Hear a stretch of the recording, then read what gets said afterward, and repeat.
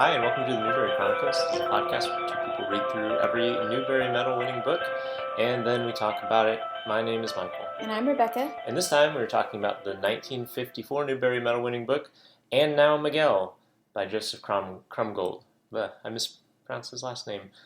And now... Miguel.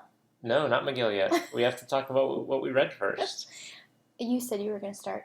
I know, I'm saying and now I'm going to talk about that. Go ahead. So it's been a little while since we podcasted, but unfortunately I've not been a very big reader, busy bee. And I've just read one and a half things really, because I'm going to share one with Rebecca. But the one I'm not sharing with Rebecca is that I read Shadow Ticket by Thomas Pynchon.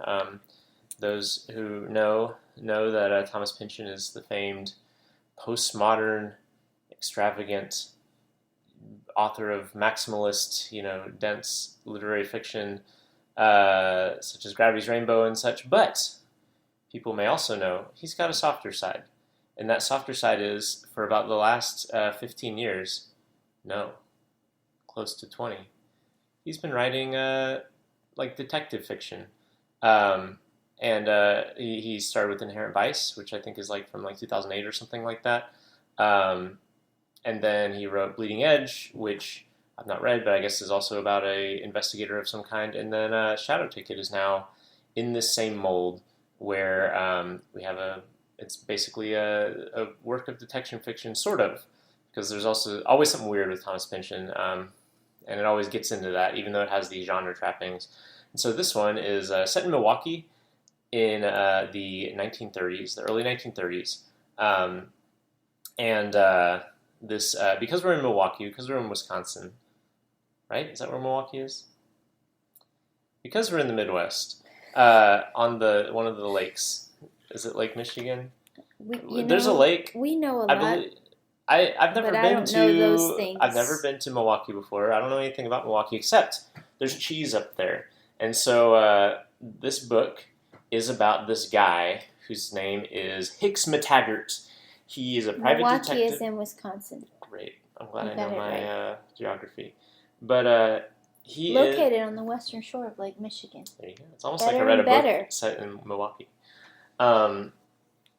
Anyway, he is a private investigator. He used to be like a Pinkerton. He used to be a union buster, but he kind of fell out of that after he became insecure about his ability to crack skulls of the Bolsheviks. Oh. So he's now transitioning, now that the world is kind of transitioning into organized labor being kind of institutionalized. There's less work for the union busters, and so he's transitioning into just being a private investigator. He works for this company, and so he gets put in this position where his company wants him to search for the missing heiress of this cheese fortune, because we're in Wisconsin. Wisconsin's got cheese. Basically she's left. And also the cheese baron, they call him the Al Capone of cheese, has also disappeared. But several years earlier, when he was chased out by Kraft and the Velveeta stuff, one of the kind of running jokes is that there's a cheese cartel, basically an international cheese cartel, and this... Man, how the world would look different if that's who was running things, was the cheese cartel. Well, so it's not actually... So, like a lot of Thomas Pynchon books, this ends up being kind of political, because what else was going on in the 1930s besides cheese heiresses running away? You have the rise of the Nazi Party in Germany. What else do we know about the Midwest? Lots of German immigrants, many of whom feel a sense of nostalgia for their country, many of whom have sympathies for Der Führer. So mixed up in all this cheese stuff, you get these kind of peeled back layers of society, and you see there's these kind of Nazi societies. There's a bowling league that's Nazi in Milwaukee, and then because Hicks McTaggart eventually has to follow. He has to follow the cheese heiress to Central Europe. He gets all mixed up in all this anti-Semitic. There's an anti-Semitic biker gang led by this guy named Vlad the Impaler, who may or may not be an actual vampire. Anyway, the book is kind of in two halves. The first half is in Milwaukee, which is fairly straightforward, detective fiction, real hard-boiled dialogue with some like Pynchon-y, goofy elements like the cheese stuff. There's a research project being done at the local university about whether or not cheese has sentience, since it has living components to it. But then when you get to Europe, things get very wildly confusing very fast, and it starts to feel kind of like a preview of Gravity's Rainbow, which is largely set in Central Europe. As like the powers that be crumble in the latter parts of World War II. But this is before World War II, so you're kind of seeing like these rumblings of what will come to pass, which we know will be horrible genocide, like a war that devastates Europe. Obviously, this extreme right wing wave of ideology that causes all this suffering, and so there's this really heavy feeling of like everything is just about to come crumbling down. The whole book, and the book ends basically right before like all that stuff kind of goes down. Not exactly, but it ends at a point where the characters realize we could either go back to the United States or we could stick around here, but we know that the other shoe is about to drop, and that's kind of like how the book ends. It's kind of like melancholy, almost like fatalistic note. It's not Pynchon's best. It may be his worst. I don't know. I've not read them all. It's very light. A lot of it feels like not fully formed, especially once you get to Europe. There's so much stuff going on that feels there's just all this stuff that's happening. A lot of it is very fun and goofy, and sometimes very serious in the way that Pynchon can be. But it feels a little underbaked.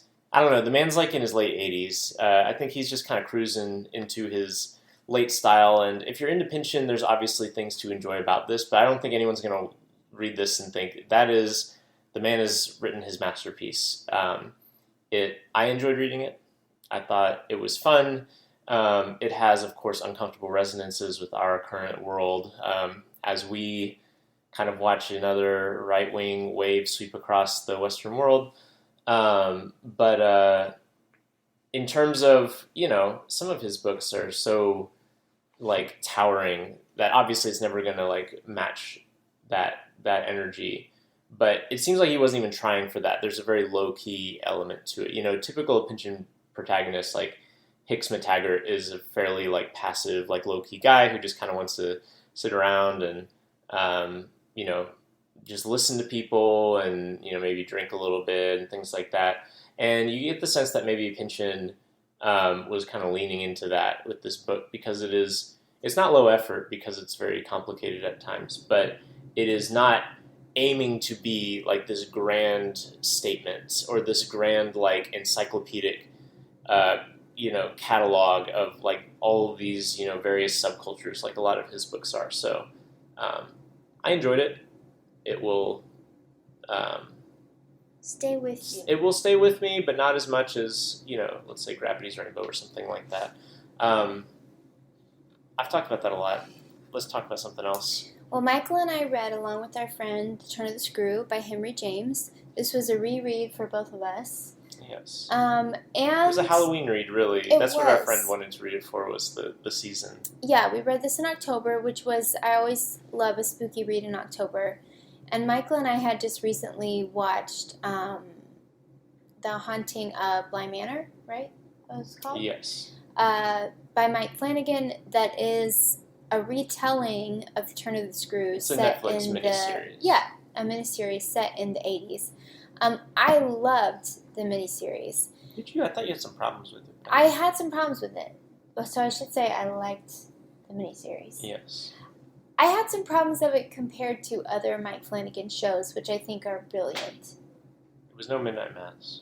It was no Midnight Mass. And you know what? There is no Midnight Mass except for Midnight Mass because it's so wonderful. Regardless, I liked the miniseries.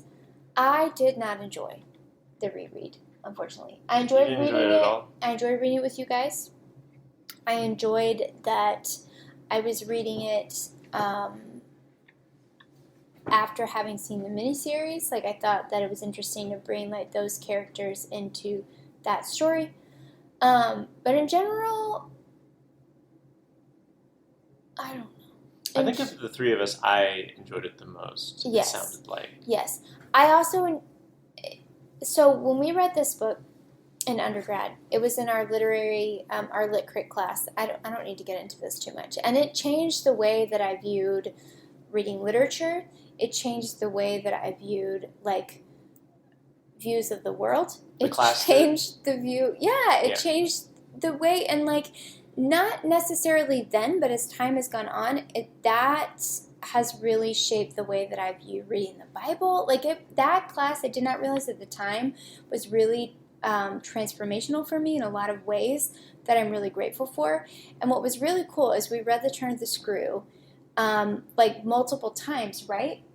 And we had to I don't think we read it multiple times. We had multiple analyses of it. Multiple analyses, and then we had to write essays with those, like, literary frameworks, if I'm remembering. Yeah, we had to, do a Freudian reading, or we had to do, like, a class reading. And then a feminine reading, and all of that. And it was very, very cool to me. So I enjoyed engaging with the text through that, but I think, like, the story on its own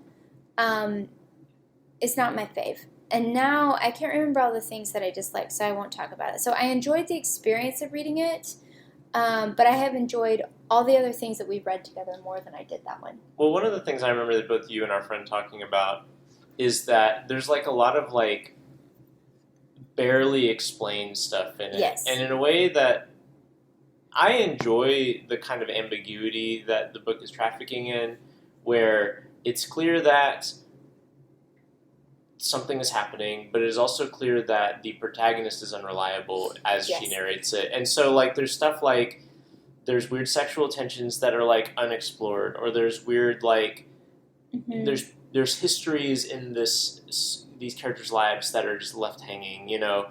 And I think it's purposefully befuddling of you to... Yes. And I like that aspect of the book. I think what I like is that generates great conversation, but it is very frustrating in, like, the middle of it. In the midst of it, reading on your own, it's like, what the heck is happening right now?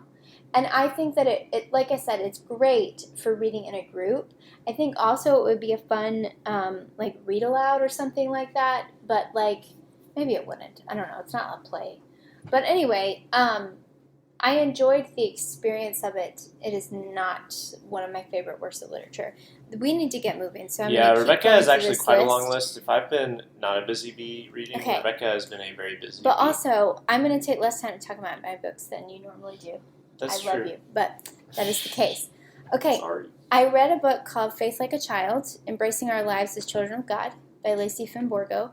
This was a marvelous little book. I think many of you who listen know that I'm a children's pastor, and Lacey Finn Borgo is like a spiritual director and works with children in many capacities, and it's just wonderful. I love her tone. She's very gentle and insightful and engaging and funny, and this book is all about understanding our role, not our role, but our, like, relationship with God as, like, our divine parent, how we attach to God and how children attach to their caregivers. And so it draws a lot on inviting us to wonder, inviting us to be creative, inviting us to tap into what Jesus might have meant when he said having faith like a child, and really talking about children. And sometimes I think that idea of, like, having faith like a child really boils down to naivete, when I think there's much more to that. And Lacey Finn Borgo really explores that in her book, and I think it was wonderful. I read 2 Louise Penny novels. I read Glass Houses and Kingdom of the Blind. Both of these were good. They're, like, in both of these books, there's this subplot of, like, Inspector Gamache is not only trying to solve the, like, murders in the novels, but there's also this huge subplot of, like, all these drugs coming into Canada, and he's, like, having to make a decision of whether he like, stops the drugs from getting there, or whether he lets them get in a little bit so he can get to the root of the issue. And I thought they were just fine. I can't remember Glass Houses very well because it's been a while since I read it, but Kingdom of the Blind I read a little bit more recently. And that one felt a little bit more predictable to me, not in the individual murder, but what was going on in the larger subplot. But I think it was just fine for what it was. I read The Bodyguard by Catherine Center, which was... Whitney Houston. What? No. That has nothing to do with Whitney Houston. Dang. This was recommended to me by a friend. This is not my genre, so I don't really feel like I can talk a lot about it. This was a rom-com novel, basically. And it would have made for just a fine rom-com movie. Like, it's one of those that, like, easy to read. You could predict the plot. You know what's going to happen. That's not my favorite book to read, but it was easy to listen to. So the bodyguard is actually the female protagonist who is assigned, like, her client. She's a professional bodyguard, and she's assigned to, like, this famous actor. And guys, would you believe it? They fall in love. So anyway, it was just fine. So my son and I had this tradition where he picks a book that we read at night, and once we finish that book, I get to pick the book. And that was my invention, because once we finished this epic Pokemon encyclopedia novel, I was like, it's my turn. And so one of those that I got to read was See You Around, Sam by Lois Lowry. And I have read many Lois Lowry novels. This one had never crossed my radar. And it was good. It's about this little boy who gets these fangs from school, but his mom has fang phobia. And she says he can't have the fangs in the house, and so he decides he's just going to run away. And so the novel is him going around to each of his, like, neighbors' houses and them, like, giving him things he needs for his journey, but also eventually, like, they help guide him home. So it's a sweet little book. I told Michael, it's like, I think I kind of have a problem with all these books and this trope of, like, kids want to run away, and instead of exploring what it is about them wanting to run away, that you, like, aid them in the process, and it's this cute little thing where you're kind of, like, making fun of them the whole time. Like, it's just, like, fundamentally, I feel like that's become some type of, like, experience that many people live, and I don't quite understand it.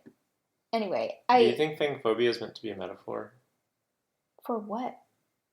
Well, I mean, it sounds like homophobia, but just any sort of, like, parent who doesn't understand who their child is, and so they won't accept them. Maybe, but the thing is, like, the mom is not a villain. Like, she's very much like, hey, I love you, you just can't have fangs in the house. You know, like, it's not as a parent, not a I do understand. Yeah, and she is also calling all the neighbors as he's going around, like, hey, Sam's planning on running away, blah, blah, blah, blah, blah. Like, and they're keeping her updated, so she's definitely monitoring his safety and everything like that. And then eventually they both come around together and, like, are able to have a conversation. But anyway, I thought the book was really sweet. My son was really engaged with it. It was really fun reading. Lois Lowry is fantastic. We all know that. And so this book was no exception. But I just, like, have questions about this bigger idea that has, like, run through our American ethos somehow. Anyway, I listened to White Bird by R.J. Palacio, which is a book within the Wonder books, if you guys are familiar with those. I've actually never read Wonder, but there are a lot of books that were written that, like, overlap with that. I like Wonder. Experience. I've never read yeah, but I've not read the other ones. So this one, I'm kicking myself. Somebody recommended it to me. I don't know who it was, but somehow in the midst of that, I lost that it was a graphic novel. So I listened to What happens when you listen to a graphic novel? Well, I didn't know it was a graphic novel until the very end when I, like, looked it up, and so I definitely missed much of the intended experience. Is there narration and stuff? Yes. So I don't know how they do that, but I definitely missed the intended, like, medium for that, which is unfortunate. But this book is told by a grandmother, and I don't know how she's related to the people in the Wonder world because I've not read that book. They mention Augie, who he's, like, the protagonist in Wonder, right? Yeah. But anyway, this is a grandmother who was a child, a Jewish child in German-occupied France. So it's about her experience of hiding out in her neighbor's barn and then finding freedom. So it was, like, a lovely story, but I definitely Wonder is read not it the about the wrong way. Holocaust in the slightest. I know, but it's like I think like the grandchild that she's telling the story to knows Augie and is talking about his discrimination in the classroom. Oh, okay. And so she's sharing her experience as a child, if I remember correctly. Anyway, it was a great story, but I should have read it like physically because it's a graphic novel. I read The Hero of this book by Elizabeth McCracken, which was a lovely little story. Not a story, but it's a nonfiction book that is basically a memoir that the author claims is not a memoir, and it's a book about her mom. It's just talking about her relationship with her mom, who was a crippled woman who was fiercely independent, and it's talking about like her in modern day times, like traveling around with her daughter, but also like in the past. It's very introspective. It's not plot heavy, anything like that. It's very much like one of those books that you sip in the beautiful words and narrative phrases and insights. And I need to get a physical copy of it because I want to reread it physically and underline a lot of stuff. It was just very beautiful, which was recommended to me by Ann Patchett. I read Olga Dies Dreaming, and I cannot pronounce this woman's first name. Is it Sochi? Sochi, is that how you say it? Gonzalez. I've read another book by her, which now I can't remember the name of the title. But this book was very good. I am running out of time to summarize things, but it is about this woman who is like a fancy wedding designer, and she also has like this side hustle with the mob, like helping them get booze and stuff. But so is it during like Prohibition? No, it's like I don't remember. Does the mob still traffic alcohol? She like charges her. I can't remember exactly. She's like charging her customers extra and getting them kickbacks or something. I can't remember how it works. But anyway, also she is a Puerto Rican woman, and her mom has abandoned them, like as a child abandoned them, and is like an activist who's hiding out in Puerto Rico and helping them with like independence. And her brother is this politician who is being blackmailed by this very rich corporation. And so anyway, it's just all about your familial ties, but also like your individual desires and what happens when your values are compromised and how do you find love in the midst of that. And her brother's also gay and ends up being diagnosed with HIV in a time where it's very treatable, and it's really struggling still with being like, he's not an out man. And so as a politician and being blackmailed, like there's a lot going on, but like it's not overwhelming. I'm just not describing it well, but it's a very, very much like exploring the individual lives of these family members and how it's impacted by like their mother, who is very much driven by like her desire for freedom for large groups of people, but can't really search for the freedom of her own children, like can't really see that within the midst of that. So anyway, it was very good. I read Mr. Popper's Penguins also with my son by Richard Atwater, and I just think that book was fine. He liked it. It was fun. I felt like it was really dated, and I didn't love some of the gender stuff in it that he didn't pick up on. I also just kind of found it boring. I was like, okay, let's follow these penguins around. But he really enjoyed it. So I read Nothing to See Here by Kevin Wilson, which is about this woman is friends with a woman who is wealthy and married to a politician in Nashville, but his kids like just spontaneously, well, not spontaneously, they like catch on fire when they get really overwhelmed and dysregulated, so they gotta like keep that a secret because he's like this wealthy politician. Do you think that's what happens to Governor Billy's children? Maybe, but the friend calls her and is like, hey, can you be the nanny for my kids? I know you don't have a lot going on in your life. And then her whole job is to figure out like, Well, really, her whole job is to take care of these kids and keep it away from the public. But she ends up developing a very close relationship with them and wanting, like, their well-being and for their dad to develop like a relationship with them. It was cute. I texted my friend who has like been a nanny for wealthy families and has had quite experience with this, and I was like, you got to read this book. And then last but certainly not least, I also read with my son The Puppets of Spellhorse by Kate DiCamillo. You all know I love everything she touches. I also am now second guessing if I talked about this in the last podcast. But as we are short of time, lovely book about some puppets who are discovering their purpose and amidst humans who are also exploring their own grief and loss. And it's very beautiful. Okay. Well, I'm done. I hope you guys like hearing Rebecca talk, because we now transition to the part of the podcast where we talk about first the author and then the book. And unfortunately, or maybe fortunately, if you like to hear Rebecca, I summarized the author's life last time. And so now it is Rebecca's turn to summarize the author of And Now Miguel. So, and now Rebecca. So the author of And Now Miguel is Joseph Krumgold, as Michael said at the beginning of the podcast. A very important thing about Mr. Krumgold is he was the first person to win 2 Newbery Medals. Since then, many people have, including Kate DiCamillo, as we just mentioned. But he was the first. He was born in Jersey City, New Jersey, to an American Jewish family.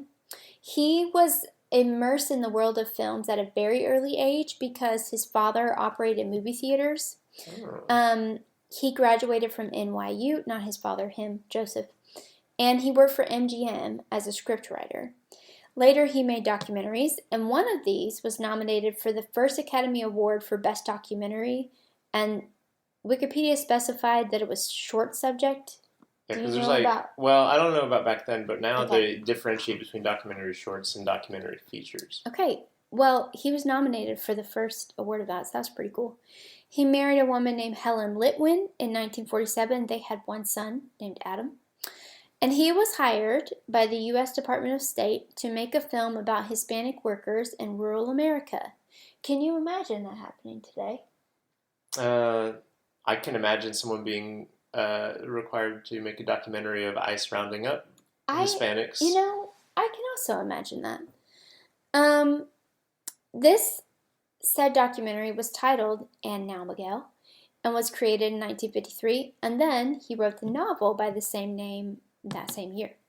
He won again the Newbery for Onion John in 1960. And then he traveled a lot. He lived in a lot of different places. And from 1947 to 1951, Krumgold lived in Israel, making movies that marked the founding of modern-day Israel. He wrote other books and directed many other movies. Two very intriguing titles are The Autobiography of a Jeep.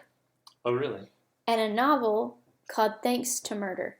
And the Autobiography of a Jeep, let me look at my notes here, that was produced for the United States Office of War Information.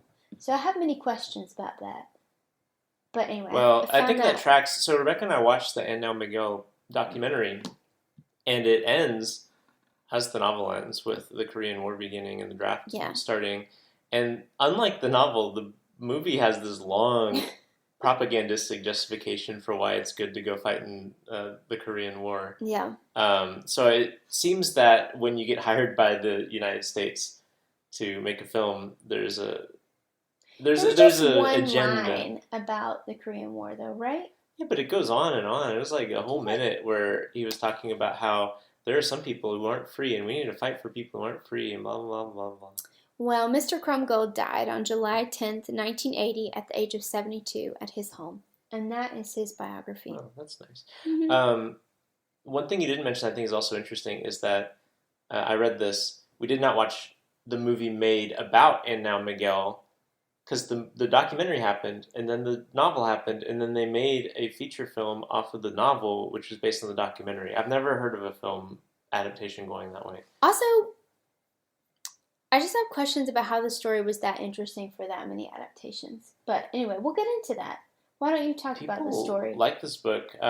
People like I it. read online about people being assigned it in school and stuff like that. Wow. So what I liked, um, I liked a lot of things about this. To be honest, like first of all, I thought that I have often said in the past, I often am bored by this kind of Little House on the Prairie approach to children's fiction where we watch processes be described in detail.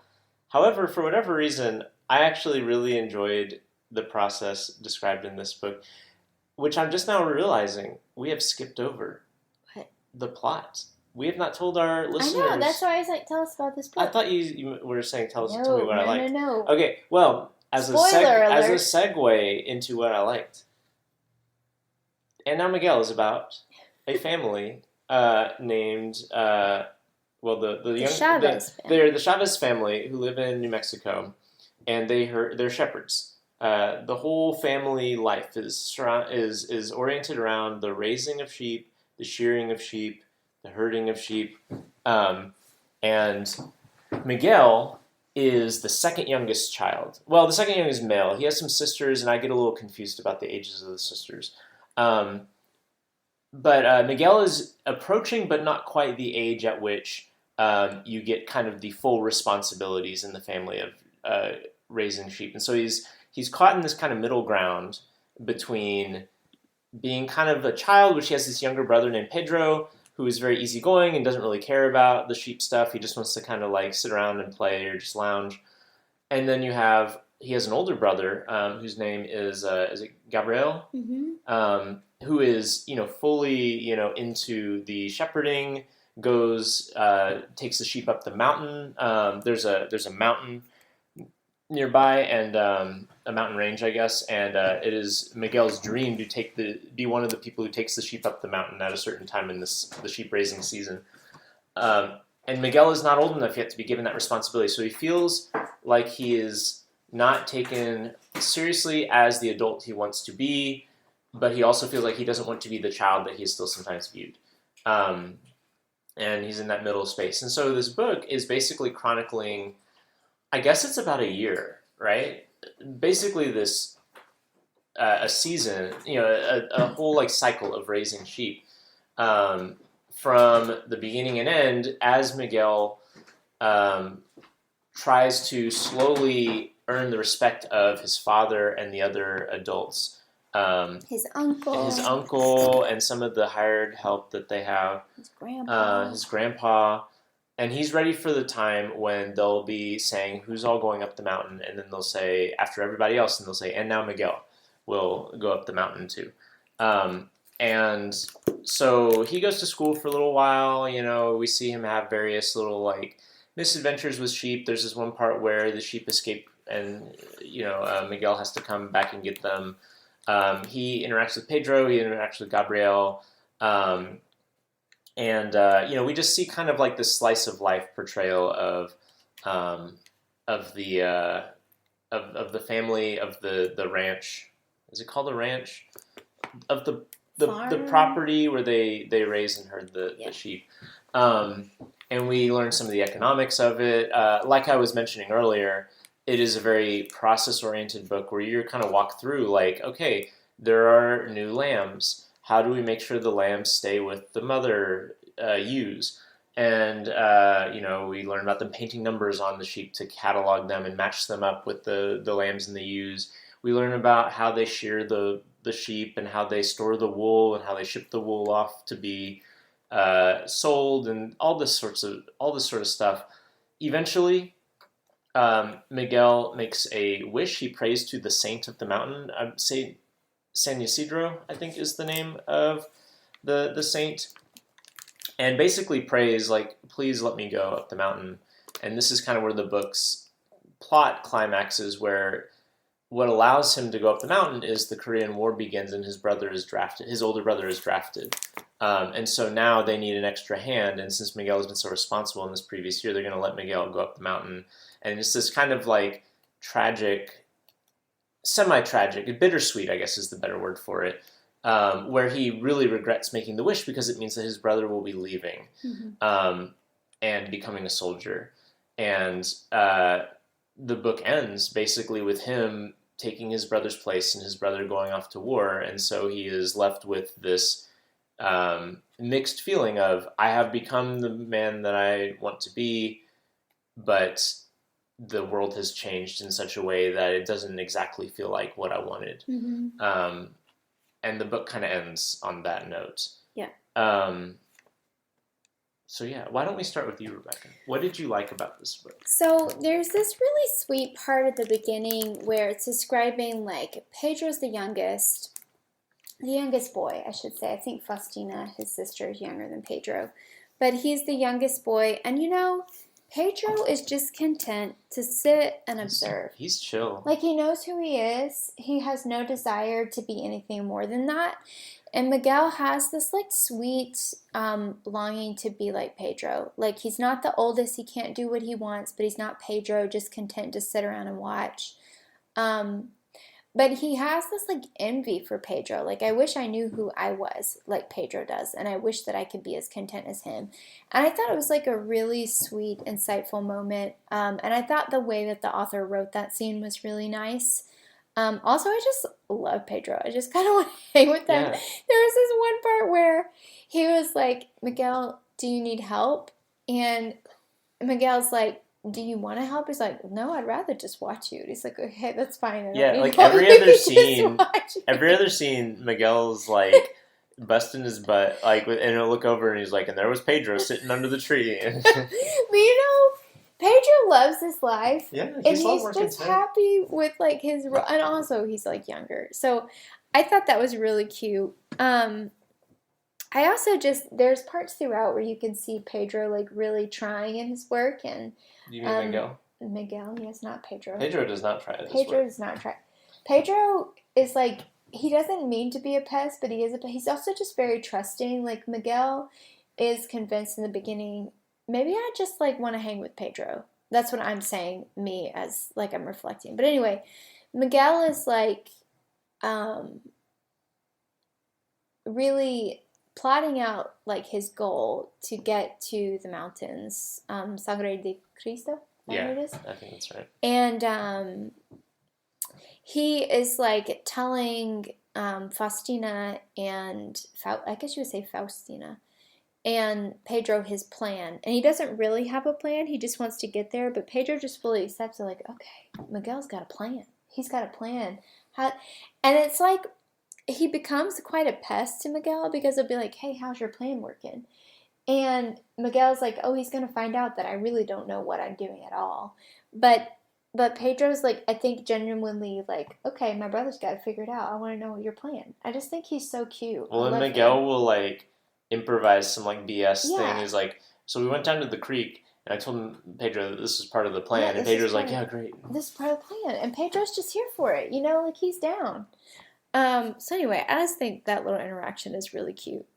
I also love as Miguel is working and figuring out, like, his place within the family and the farm. Like, a lot of the older men really affirm him in that and really encourage him in that. And there's a lot of, like, scenes that I don't quite understand what's going on, like, conversationally. It feels very blunted to me, and, like, a lot is left unsaid, which I also felt in The Turn of the Screw, which left me frustrated. But wow. I felt that way. Henry James is comes back again. I found that many times where I felt like I don't really know what the adults are thinking right now, and you're not supposed to. It's a limited perspective, right? It's through, like, this first-person narrator who is a child. But anyway, in general, when I could pick up that they were affirming him, I really liked that. And now, Michael, what did you like? So as I kind of jumped the gun earlier and said, even though I don't normally like books where it's like, let's spend 5 pages talking about this task on a farm, I somehow was very interested in this. And I think what made it interesting to me was that this was not just like, let's see how Pa Ingalls digs a well. Let's see how the Pa Ingalls makes maple syrup. Let's see how, like, there's this kind of catalog element in, like, some of the little house books that I just find very tedious.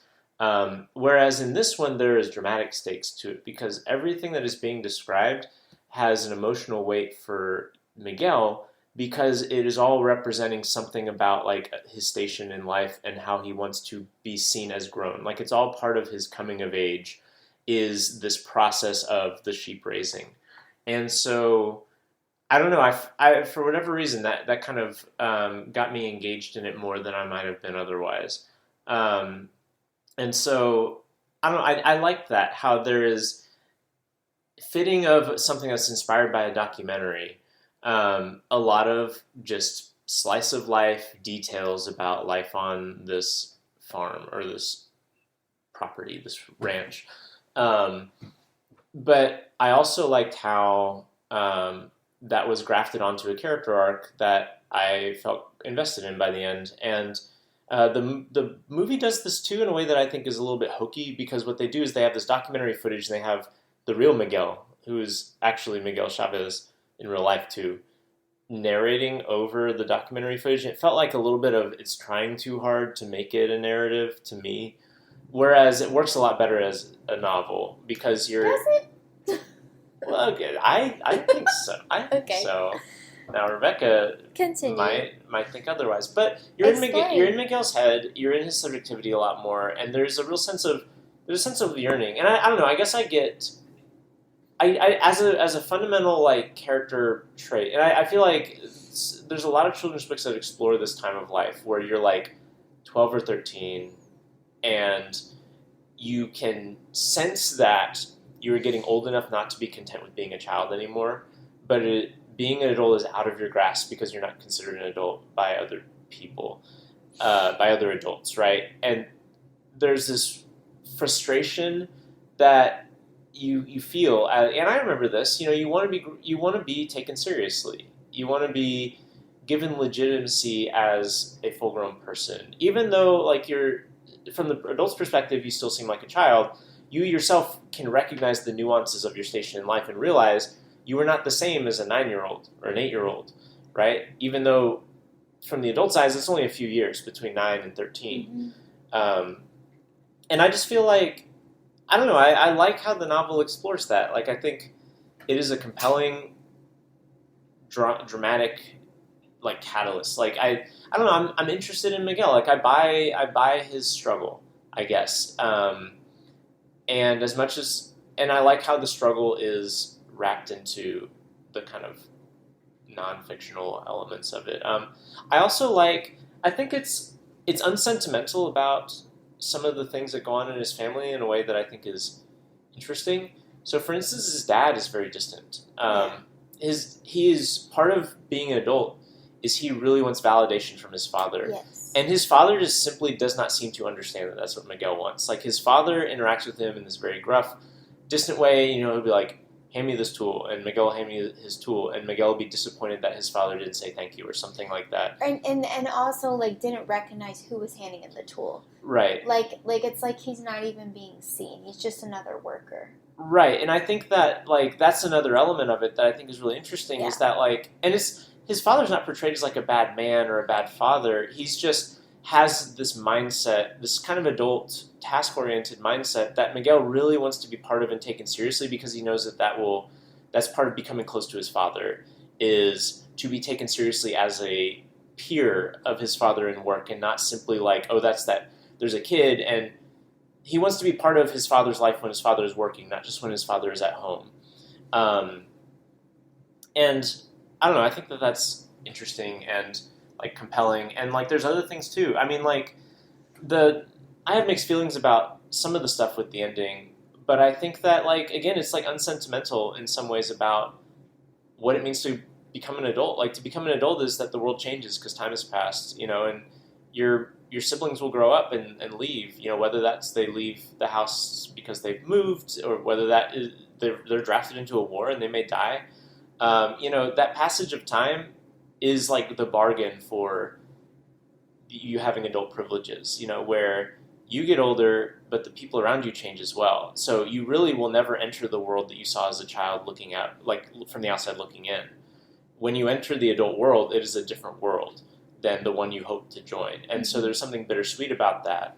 and I like the way that the book does that, and it doesn't really belabor it. Really, like again, the brother is like, well, I didn't really want to go to war, but I guess here we go. It'll be a new adventure or whatever. And I don't know. Like, I don't expect this to be like an anti-war book or whatever, but you know, there's a little bit of like the jingoism that the movie leans into a little bit more there, or a lot more. But I think within that, there's a this is how this kind of very hard nosed, pragmatic family deals with that stuff, and I thought it was well done. Yeah, I hate to follow that because Rebecca's about to rain on our parade. I'm not, but this doesn't normally happen. Usually it's the other way around. I think that you're right about those things, but I just don't feel it was enough for me. I found this book to be very boring. I was not interested in the processes. I also, I feel for the sheep. I was sad for the sheep. They seem to have, a hard time of it. My favorite horrific thing that they do to the sheep is when a lamb dies and there's an orphaned lamb that needs a mother. So the mother has just had a dead lamb, and then there's another lamb who's orphaned. They'll cut the skin off of the dead lamb and put it on the orphaned lamb so that the mother of the dead lamb will confuse it for her biological lamb child. And this is just very horrific to me. But it's also I don't actually have a problem with that. I don't know. It is ultimately sweet because they talk about in the end both sheep end up happy. Yeah. Anyway, this is also just not a setting I'm interested in. I was very lost in the processes, very bored by it, and I feel like the first person narrator really intentionally limits the other voices in the book to where I don't know, I really identified with Pedro. I just feel like you don't really get to know anybody else, and you're not supposed to because this is about Miguel. But in a novel, I wanted to see more. I don't know. All you get is Miguel's perspective. Literally, all you get is his perspective, and that wasn't quite enough for me. And within that, I don't see a lot of relationship building because the focus of the book is the journey. But what I really want in a book is to know about. What I really love is the relationships, and I feel really badly about all my negativity. You shouldn't. You should be proud about not liking the book. I know this book is told from a child's perspective, and sometimes that's done really well in that you get to the heart of a child's feelings in their language. But this felt really flat for me, and sometimes it felt more like a childhood essay than a childhood memoir. And this is what I mean. If a child is writing an essay, they will say, the theme of my essay is about sheeps. In this essay, I'm going to tell you X, Y, and Z about sheeps.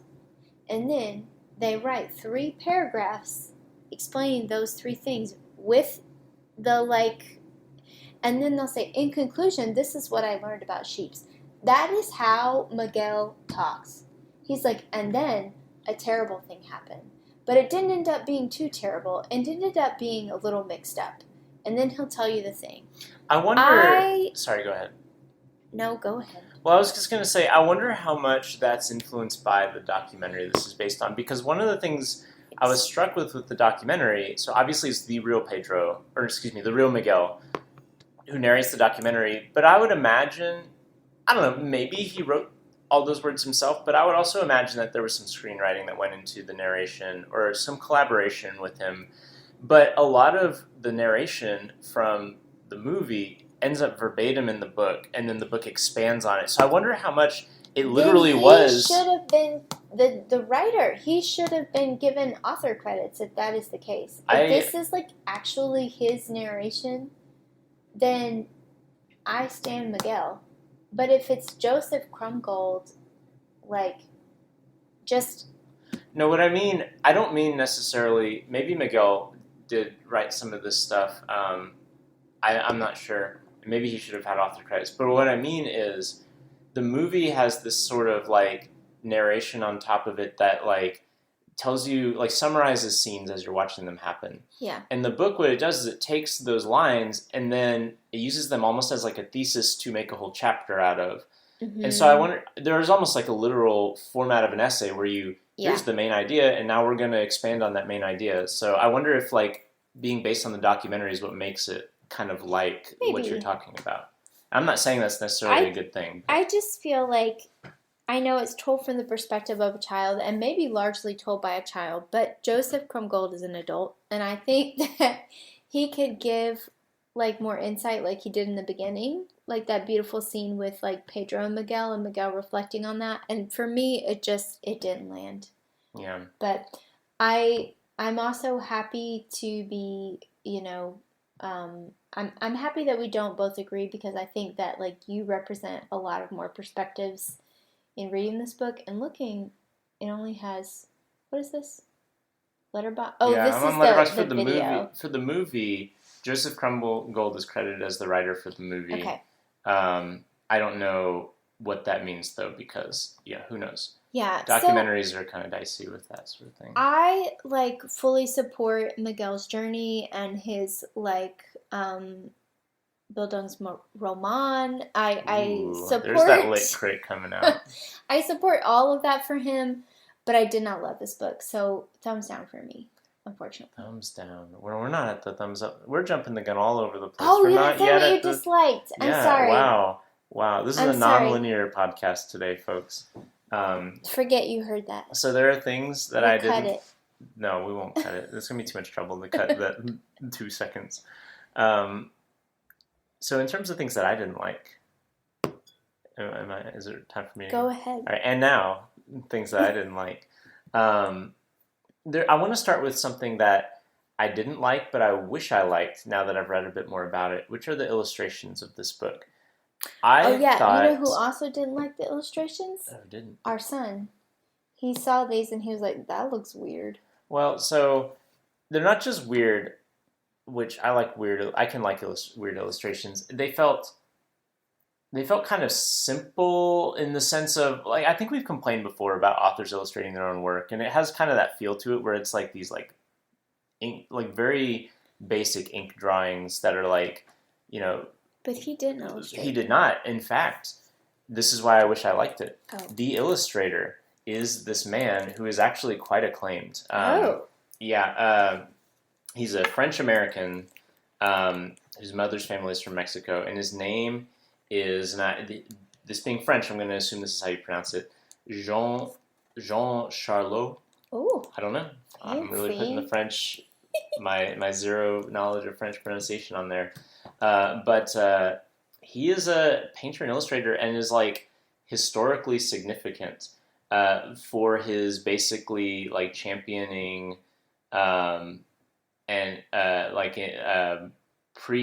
pre-Columbian like art from Central America, as well as like pre-Revolution art as well from Mexico, which obviously are two different periods. But like he in some ways he's like an archivist or like that sort of thing. But also he's a painter himself. He worked for the WPA and did many murals in like Manhattan and places across the country.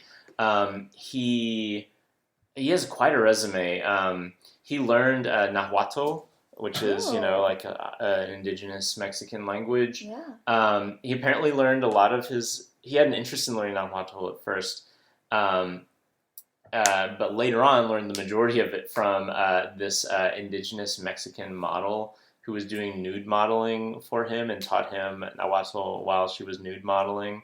Her name was Luz Jimenez. And he knew Diego Rivera, who said that he was doing important work. He married a woman named Dorothy Day, which immediately I was like, he married Dorothy Day? It is not the Dorothy Day. It is a Dorothy Day. He taught at Black Mountain College for a little while, which is kind of, like famous liberal arts college. That's what I'm saying. Like, and so what struck me as amateurish illustrations to begin with, I've now read this dude's resume. I'm like, no, this guy must have had like a vision for these illustrations that I simply didn't get. And now I wish Rebecca with the novel. Maybe. And so I didn't like the illustrations, but now I wish I did because I feel kind of like I missed something. Yeah. That's how I feel about this whole book. Yeah. Anyway, so there was one thing I didn't like. There were parts that were boring. Like, I'll admit that. Like, some of the processes, and you're just like, okay, get on with it. I do wish some of the other characters were a little bit more well fleshed out. I think in particular, his mother and his sisters get real short shrift. Well, they're women. Yes, they are women, but they are also women that he interacts with all the time. So it's not, we're not dealing with a strictly gender segregated thing. Like, if he were one of the men working the whole time, it would make a little bit more sense that we don't get more of the women. But he talks about interacting with his sister and mother and being in the position he is in his household. He does it all the time. He's not like off working in the fields all day. And so it feels weird and, to your point, like a little chauvinist that we don't get more of the mother and the daughters. And I realize that those aren't people he aspires to be in the same way like his father or older brother, but it does feel kind of conspicuous how thin those characters are. And the last thing I'll say, and I already kind of alluded to this, is that I don't know, like I go back and forth on this because I don't expect this to be a polemic, certainly since it's based on a film that was commissioned by the U.S. government. But I don't know, like the Korean War is a very complicated war, especially America's involvement in it.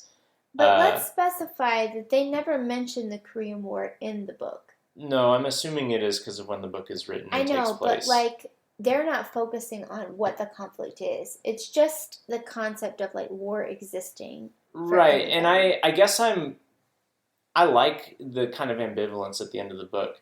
You mean ambiguity? No, ambivalence. Like literal ambivalence of, hey, I got what I wanted. Oh no, he's going off to war. But there's not a sense, there's like a strange sense of like, well, his other men have been off to war, so he's going off to war. Like the family has that kind of attitude about it. And it makes sense in the context of the family for that to be the case. It just feels, there should feel like, there's a part of me that wants the ending to be heavier than it is. Okay. Because of, there's not really a sense of he could go die, right? Like there is, he's going off to fight for his country. He's going off to, have an adventure. Like that's kind of how they talk about it. I think that's how Miguel would perceive it. Yeah. See, so that's why I go back and forth on. Like, do I actually want like the ending that was like, and then Gabrielle, died, in a hospital in Seoul or something. Like, I don't think that would be like helpful to the end of the book. But there was a sense that I was feeling as that was happening where it was like, it feels like this should be a weightier moment than it is. And what's weighty about it is the brother leaving. But he might as well have left to take a job in Colorado or something, as much as to be a soldier. And they just don't deal with the military aspect that much. But it is a very isolated piece of land, and they're not very connected to, the broader, like, political rumblings that might have been at the time. So I don't know if it makes sense for that to... I don't know. This is myself being ambivalent, I guess, but there's a part of me that dislikes it. Yeah. Anyway, to loop back around, Rebecca, it sounds like you're giving this a thumbs down. I am, unfortunately. I'm giving it a thumbs up. It's not like a super enthusiastic thumbs up. This isn't going to be, a perennial favorite of mine, but I enjoyed it. I'm glad you did. Yeah. Well, that brings us to the end of this podcast. Next time, we're going to be in the swinging 60s yet again. And we really wanted to try to read something that wasn't historical fiction because there's been a lot of historical fiction. I'm tired, you guys. There's a lot. The Newbery Awards do love historical fiction. And Now Miguel is not historical fiction, but it kind of felt like it was because we're 70 years after its contemporary. And because it was focused so much on the processes of this. Yes, and a lot of these processes feel like they've been the same for decades as they're doing them. Right. Anyway, we found one that doesn't seem to be a piece of historical fiction. It is the book that won the Newbery Medal in 1964, called "It's Like This Cat." That's my impression of being like a, swinging jazz hip cat. Unfortunately, it doesn't seem to be about a hip jazz man. It's about an actual cat. Named Cat. Named Cat. It's by Emily Shaney Neville. Mm-hmm. Neville. I don't know how to pronounce her last name, but anyway, that's what we'll be reading next time. Don't forget, if you have feedback for us, if you want to reach out, if you want to give us some thoughts, you can reach us at newberrychronicles at gmail.com. Sorry, I don't know why I forgot the appendix there. It just glitched for a second. Yeah. Anyway, that's all we have. Thanks for listening.